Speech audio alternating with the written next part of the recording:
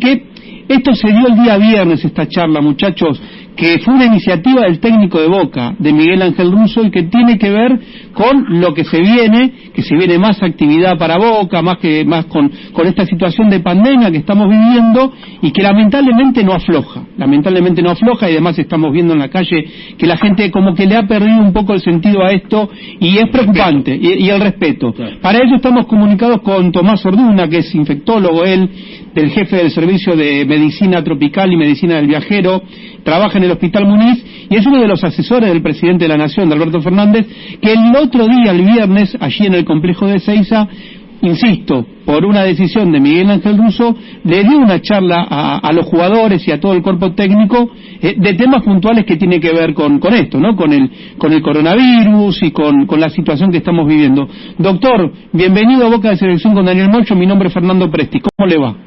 ¿Qué tal? Buenas tardes, ¿cómo le va a usted y a todo el resto de la mesa? Bien, Tomás, primero muchas gracias por la comunicación. Y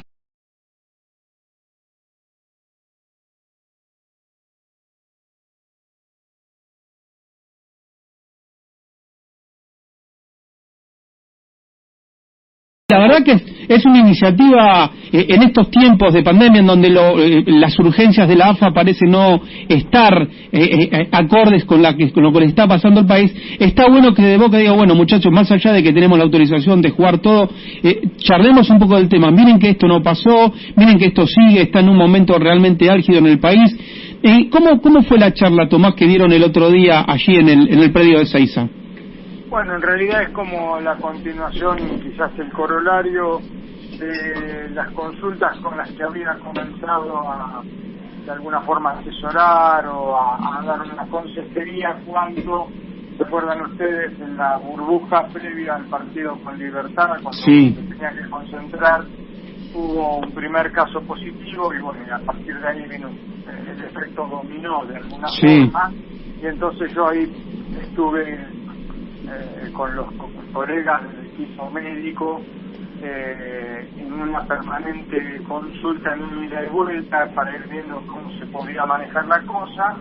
Bueno, por suerte, tanto todos los jugadores que fueron positivos pasaron por cuadros de tipo asintomático o leves, no hubo ninguna cuestión de gravedad, pudieron llegar a jugar el partido y de alguna forma decía que esto era como un corolario, como usted dice.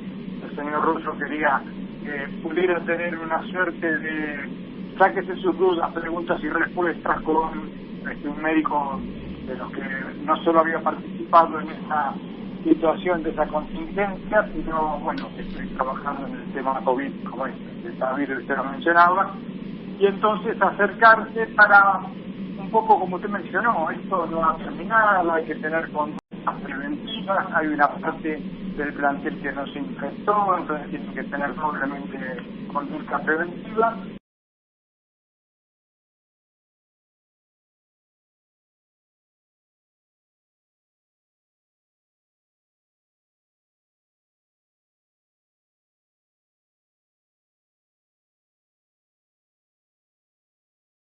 Cuestiones como es posible la reinfección o no, bueno, sabemos en el mundo que hay casos concretamente demostrados, publicados, parece ser por ahora una rareza, pero el hecho de que existan, aunque sea una rareza, nos obliga que, aún habiendo pasado una persona a su cuadro de coronavirus, tiene que seguir comportándose como todos en el resto de la comunidad nos comportábamos, con distanciamiento social, con la salvedad que, por supuesto, los jugadores de cualquier equipo, sea Boca o el que fuera, es imposible que en el momento que están entrenando, o que están jugando el picadito de entrenamiento, o después de juegan el partido en serio, ahí se acabó, ahí son 11 contra 11, más los referees, y en ese caso, sin duda, siempre, en cualquier lugar del mundo, puede colarse coronavirus. Esto hay que tenerlo súper claro. Y todo el resto de la gente que está, de alguna manera, alrededor de los equipos de fútbol, tienen que seguir usando forzosamente y digamos,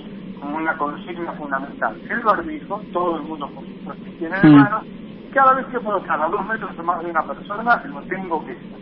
Digamos, esto es importante porque sabemos que ahora empieza el campeonato el 30 de octubre, ¿verdad? Claro. Y a partir de ahí, lamentablemente, las predicciones, no es por ser ni pájaro de mal agüero ni nada, es que potencialmente puede haber en algún momento, en algún lugar, como usted mencionaba, ¿no?, la importancia que hoy adquirió la epidemia en el interior de las otras 22 jurisdicciones, de donde van a venir equipos o a donde van a venir equipos desde el área metropolitana, donde está mejorando mucho la cosa. Sí. Bueno, en ese intercambio, como yendo a otros países, como jugando la Libertadores, ¿verdad? En este movimiento, potencialmente hay que siempre estar muy alerta a que pueda haber cuadros de coronavirus en personas que no han padecido la enfermedad. Doctor, y esto se lo pregunto, es una consulta más de a ver si usted lo interpretó bien en base a las preguntas que le hicieron los jugadores. Es algo perceptivo lo que le voy a consultar, por lo que venía diciendo anteriormente y que veníamos comentando con los muchachos, de que la gente ha perdido un poquito el respeto, se ha mostrado, digo, en los jugadores notó cierta preocupación, se lo escuchó atentamente, se lo ha consultado, o notó, por eso le digo la sinceridad en su respuesta, si es perceptiva, o notó cierta indiferencia de los jugadores cuando usted charlaba al respecto. No, yo le diría que fue una escucha muy respetuosa. Bien. Algunas preguntas de jugadores, algunas preguntas del cuerpo médico, algunas preguntas del señor Rosso, que de alguna manera todas servían para dar respuesta a potenciales interrogantes de todos los que estábamos ahí en ese momento.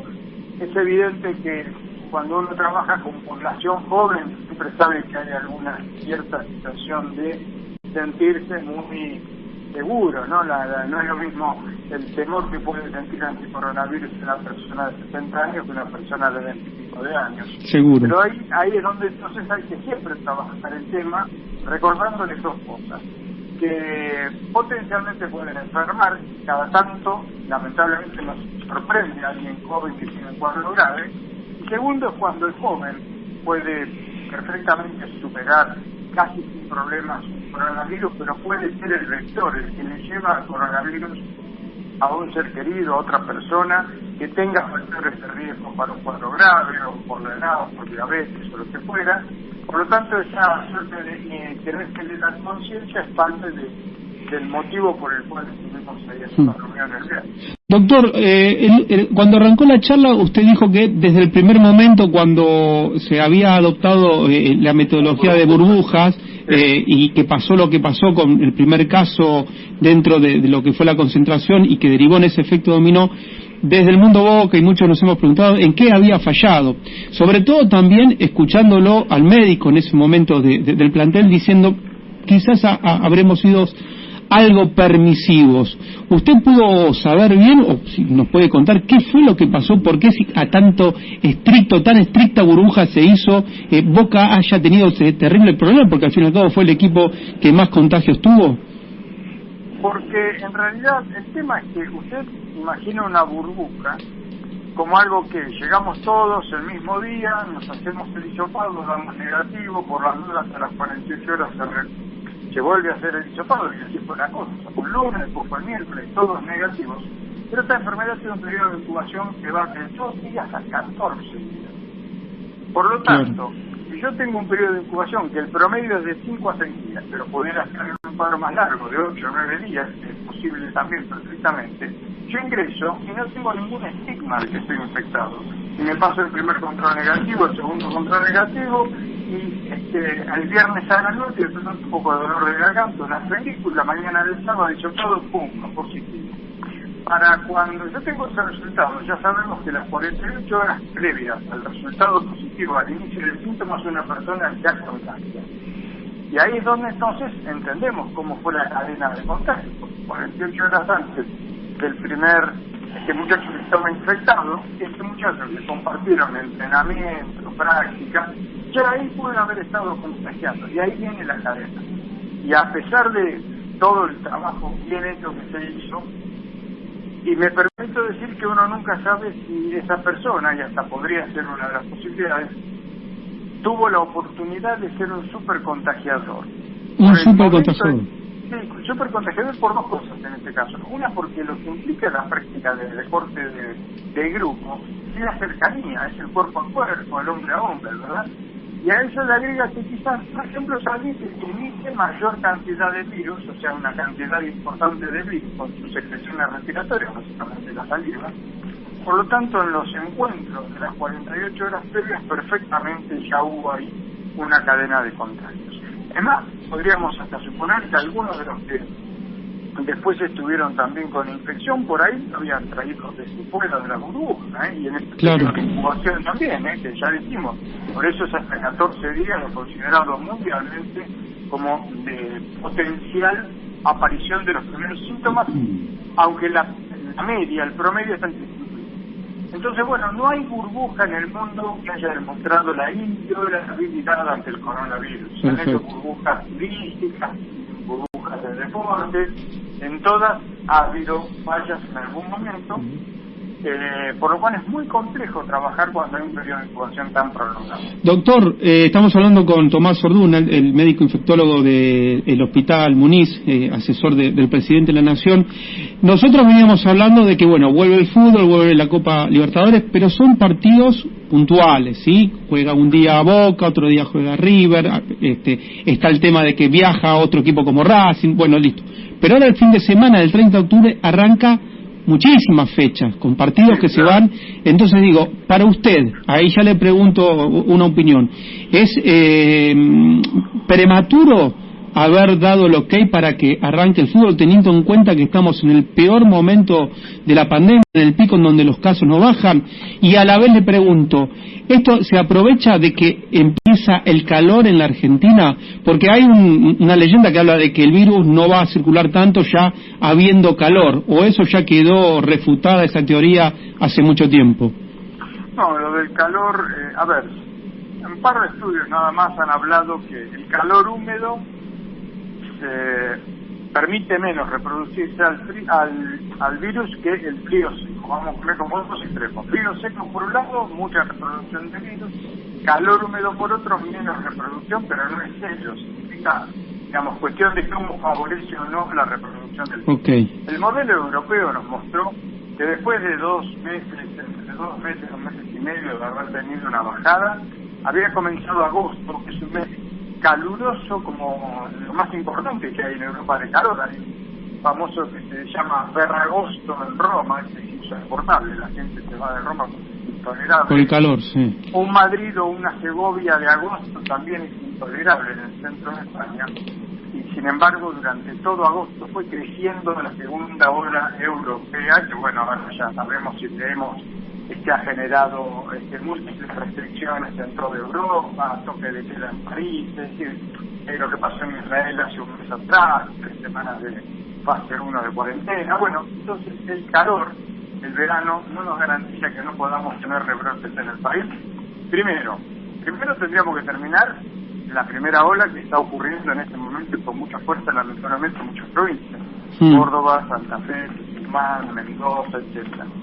Acá en el AMBA, por suerte, ya estamos a la retranca, con alrededor del 35% en total de los casos, seguimos bajando, lentamente, pero bajando. Pero nada dice que no se pueda dar rebrotes en 1, 2 o 3 meses, aún en el verano. Y en esto, bueno, juegan los tiempos después de llegar a uno de las vacunas para durante el verano poder empezar a proteger a los más vulnerables, en fin, es muy complejo. Entonces, a donde vamos a su pregunta, hay una cuestión es que ha sido muy larga la pandemia realmente, y vimos que en todo el mundo se intentó y se hizo empezar a tratar de circular nuevamente en alguna suerte de normalidad o cotidianidad. Entonces, por ejemplo, autorizar deporte en público. Entonces, sí, ahí evita el gran contagio. El gran contagio serían los tablones, la platea, ahí estaría el gran contagio. ¿Qué puede pasar acá? Que en un equipo haya un brote, o sea, haya algunos casos, tengan que cuarentenarse todos 14 días, pegar un partido y bueno, y después volver a la cancha. Esto va a haber que estar monitoreándolo muy de cerca, y como yo le decía, todo aquel que no sea un jugador de fútbol, todo aquel que puede estar con su barbijo y la distancia social dentro del mundo de los equipos, tiene que cumplirlo a rescatarlo, por cual solo quedan expuestos los jugadores. No, está bien, doctor, no, y agradeciéndole la nota, porque uno se ponía a pensar acá, con mis compañeros, digo, si esto se está pudiendo hacer ahora, ¿por qué no se pudo hacer antes, no?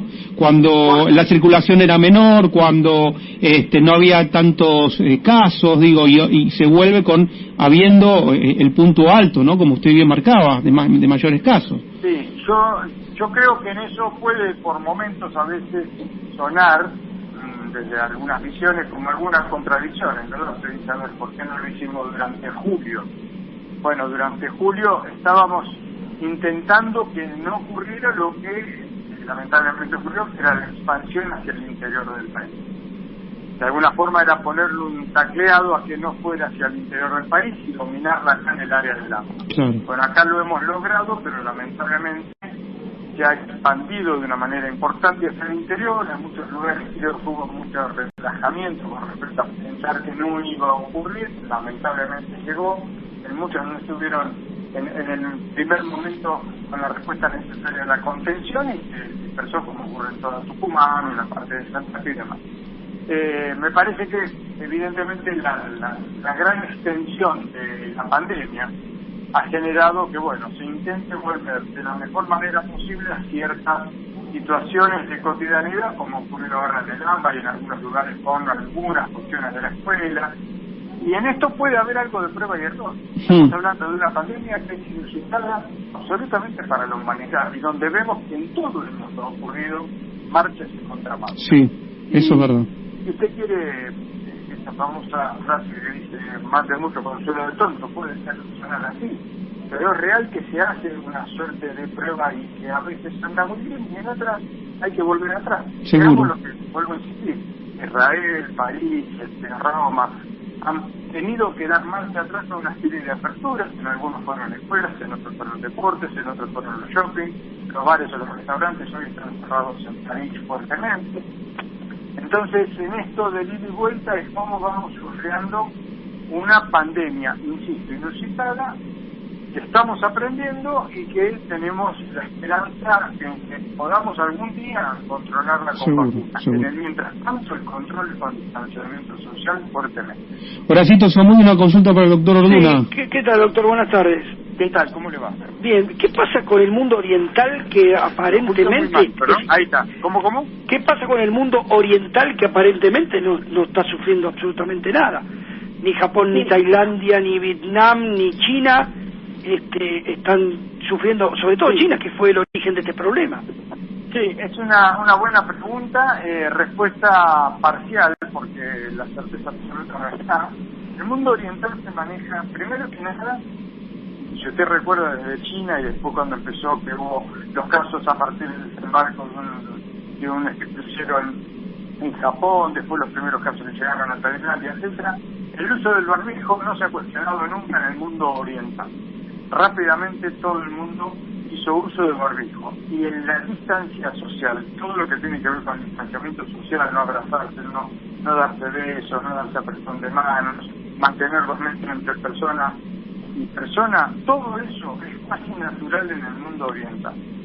Bueno, pero mucho doctor, más cumplidor de la distancia social. Esta es una de las cosas importantes. Sí, pero todo lo que aplica a la distancia social han podido controlar rápidamente donde tuvieron brotes, controlaron el brote, evitaron la expansión. Yo estoy convencido que gracias a eso, aquellos sostienen un distanciamiento social muy férreo. Donde hizo falta hicieron aislamiento de tipo la cuarentena de Wuhan, donde empezó todos 77 días brutales de cuarentena, y en otros no necesitaron cuarentena, pero cumplieron el distanciamiento hasta hoy de manera absoluta. Bueno, creo que eso es fundamental. No hay otras explicaciones que no sean las conductores del ser humano. Bueno, a mí lo que me cuesta es creer que en una ciudad como Tokio esto se pueda respetar, sobre todo teniendo en cuenta cómo funciona el subte de Tokio.